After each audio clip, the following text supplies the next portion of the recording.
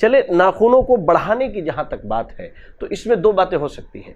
پہلی چیز کہ اگر ہم یہ کفار کی مشابہت میں کر رہے ہیں، جیسے ہم نے کافروں کو جیسے ہم کفار کو دیکھتے ہیں یا جو ناچنے گانے والے قسم کے لوگ ہیں وہ اپنے ناخنوں کو شوق سے فیشن کے نام پر بڑھاتے ہیں، ٹھیک ہے، تو اگر ہم کسی ایسے شخص کو یا کسی ایسی خاتون کو دیکھ کر کے بڑھا رہے ہیں جو کافرہ ہے یا کافر ہے تو یہ کفار کی مشابہت ہے۔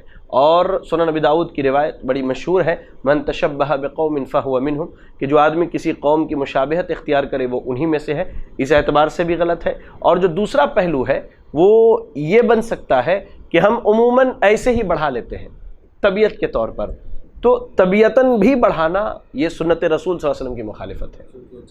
40 دن کراس کر جا رہا ہے اور فطرت یہ ہے کہ آپ ناخن کاٹیں، اور اللہ کے نبی صلی اللہ علیہ وسلم نے یہ عمل کیا ہے اور کر کے بتایا اور کرنے کا حکم دیا ہے، تو اگر عام حالت میں بھی ہم بڑھا رہے ہیں تو ہم سنت رسول صلی اللہ علیہ وسلم کی مخالفت کر رہے ہیں۔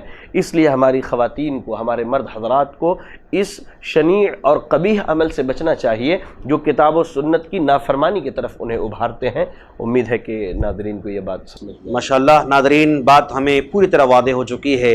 اگر کوئی آدمی یا عورت اپنے ناخن بڑھا لیتا ہے، 40 دن کے بعد ناخن کو رکھتا ہے، تو سیدھے سیدھے فطرت کے خلاف بھی جا رہا ہے اور اللہ کے رسول صلی اللہ علیہ وسلم کی سنت کے خلاف بھی جا رہا ہے اور اللہ کے رسول کے حکم کے خلاف کر رہا ہے۔ نبی کا حکم کہتا ہے کاٹو اور یہ نہیں کاٹ رہا ہے، تو گویا نبی کے حکم کی خلاف ورزی کر رہا ہے۔ ہم اللہ سے دعا کرتے ہیں اللہ ہمارے ایسے بھائیوں اور بہنوں کو ہدایت نصیب فرمائے، آمین۔ اور مزید ویڈیوز کو دیکھنے کے لیے آپ ہمارے YouTube چینل کو سبسکرائب کریں۔ فجزاکم اللہ خیرا۔